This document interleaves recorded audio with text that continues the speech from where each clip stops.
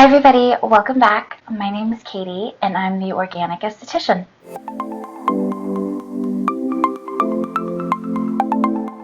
So it's July, it's the middle of summer. It was like 109 degrees here this week.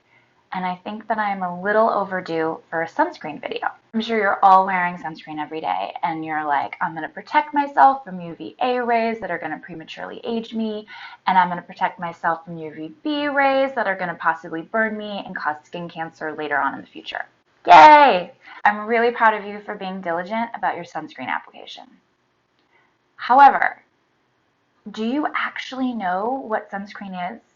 Do you know what the active ingredients in your sunscreen are? Can you pronounce them? Do you care even? In today's video, I'm going to talk about the difference between a chemical block and a physical block, the two different forms of sunscreen.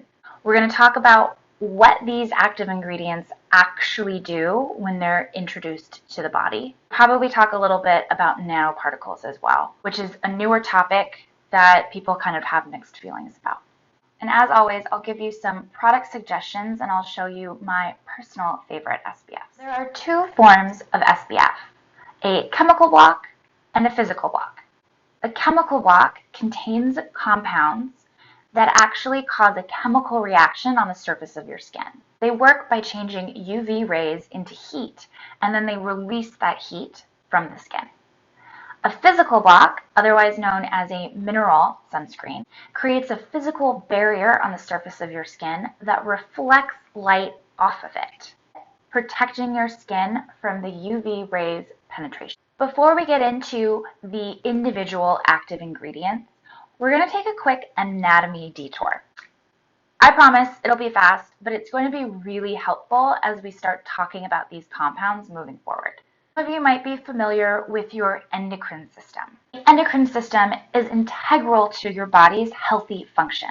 It's made up of glands that produce hormones that regulate your body's growth, metabolism, and sexual function. In addition to tissue function, mood, and even how you sleep. Now, an endocrine disruptor is a chemical that interferes with the body's endocrine system. It causes adverse developmental, reproductive, neurological, and immune effects within the body.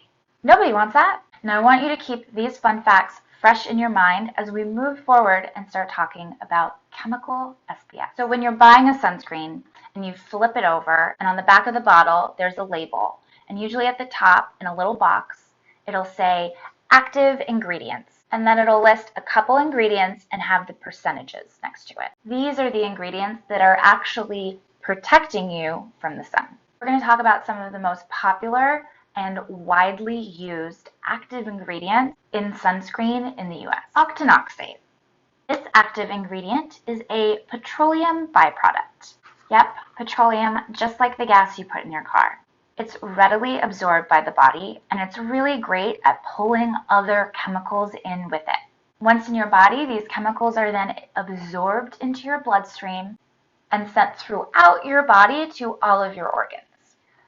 Oxybenzone. In 2014, oxybenzone was awarded Irritant of the Year by the National Dermatology Society.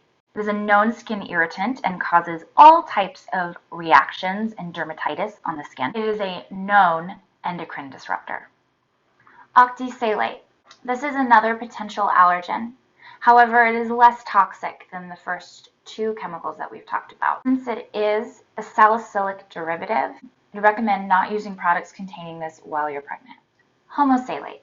Another known endocrine disruptor, and evidence suggests that it causes the absorption of pesticides in the body. Avobenzone. Now this is probably the least toxic of all of the chemical SPFs that we've talked about. It's really unstable and it quickly breaks down when exposed to UV light. For this reason, it is often paired with octocrylene to stabilize it. Okay guys, are you ready for this one? Octocrylene. Get ready to be mad. This active ingredient that penetrates the skin is a photosensitizer. A photosensitizer is a compound that causes photosensitivity when used topically. That's right. Your sunscreen is increasing the likelihood of you getting burnt. In addition to this, it promotes free radical damage in the body. We've talked about free radicals. They're the bane of our existence. They cause inflammation, degradation, and eventually degenerative disease. But octocrylene specifically encourages free radical production that damages your DNA. So here we have it, guys, an active sunscreen ingredient that actually causes cancer. WTF. So those were the top 6 most common active ingredients found in SPFs here in the United States. Physical blocks. The 2 most common forms of physical SPF are titanium dioxide and zinc oxide. So titanium dioxide is an inert mineral powder. It's used in sunscreen and tons of cosmetics, and weirdly enough, also in food things. It's not absorbed by the skin, which is why I'm sure a lot of you don't like using it. It can be a little clunky and sticky. The only time titanium dioxide can actually be problematic in the body is if it's inhaled or if it builds up after being ingested. Zinc oxide is an inorganic compound that's considered the best defense against UVA rays. In addition to being a fantastic physical block, it's also incredibly soothing for the skin. It's used to heal burns, wounds, cuts, and even acne. Now, technically, zinc oxide is not absorbed by the skin. However, there are these things called nanoparticles, and that's what we're going to talk about next. So nanoparticles, just like the name suggests, are teeny, teeny, tiny, itty bitty, so small you can't see them, particles of compounds. Nanoparticles are fairly new, and there's not a whole lot of research on them yet.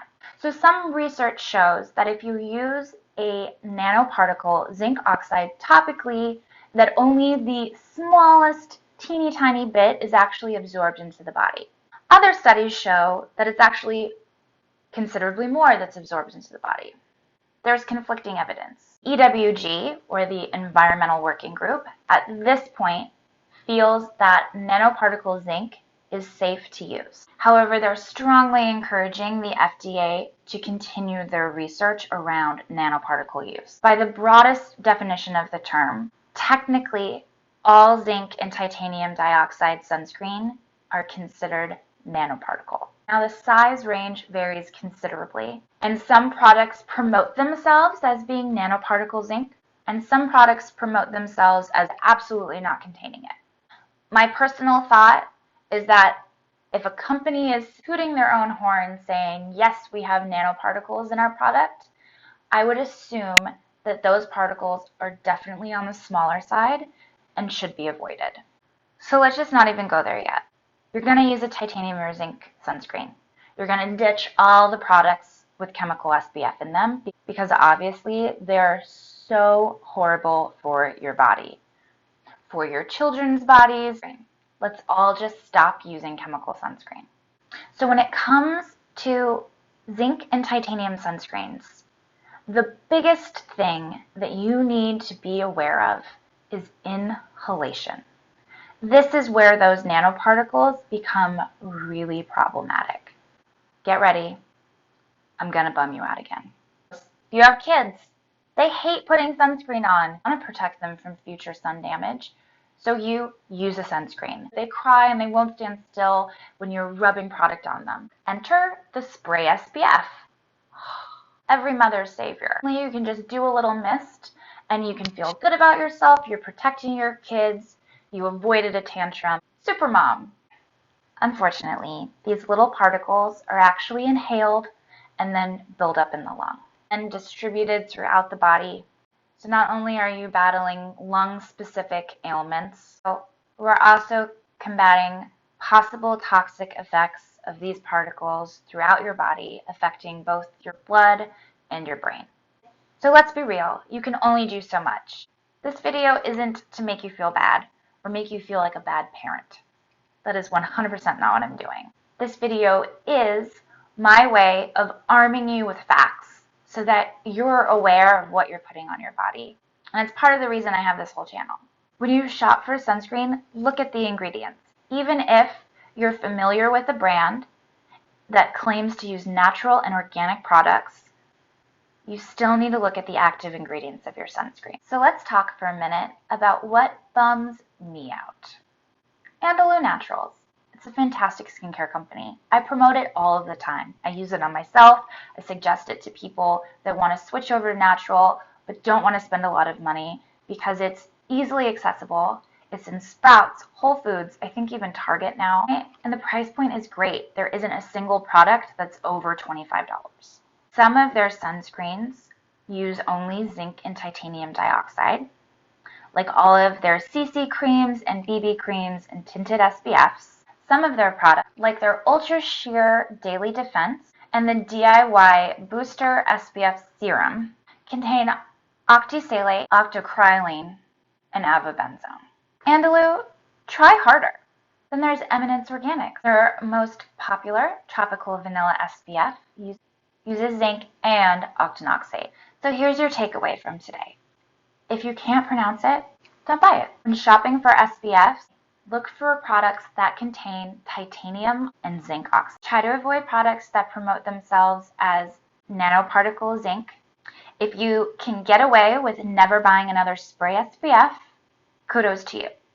If you can't, which I totally understand, here's what you need to do. Be incredibly mindful when you're spraying your children.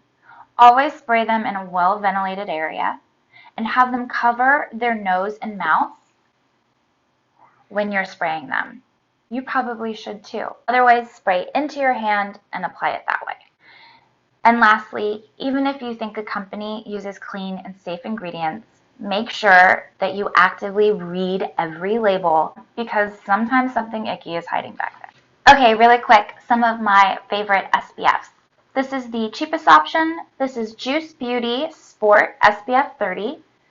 It uses 20% zinc oxide.